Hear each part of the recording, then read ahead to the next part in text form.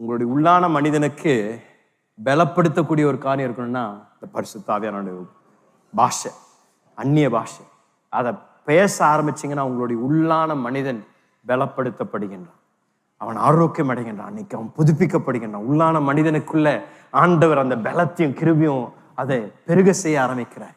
நீங்க ஜெபிக்க ஆரம்பிக்கும் பொழுது பரிசுத்த ஆவியானவருடைய, நான் சொன்ன மாதிரி நீங்க காலையில எழும்புறீங்க, உங்க ஜெப அறைக்கு வரீங்க, வேதத்தை திறக்கிறீங்க, அரை மணி நேரம் நான் சொன்ன மாதிரி ஜெபித்து முடித்த பின்பதாக ஒரு 10 நிமிஷம் இப்படி அந்நிய பாஷையில பேசி உங்க ஜெபத்தை முடிச்சிங்கன்னா, நான் சொல்றேன், நீங்க ஜெப அறையிலிருந்து வெளியே வரும் பொழுது ஒரு புதிய பலத்தோடு கூட, புதிய கிருபையோடு கூட, ஞானத்தோடு கூட, அந்த நாளெல்லாம் எப்படி அதை செய்தீங்க, என்ன நடந்தது என்று உங்களுக்கு அது காரணம் கூட சொல்ல முடியாது. ஆனா பரிசுத்த ஆவியானவர் உங்களுக்குள்ள இருந்து அந்த வெளியேறப்பட்ட தெய்வீக கிருபைகளை தந்து உங்களை வெற்றி சிறக்க செய்வாருங்க.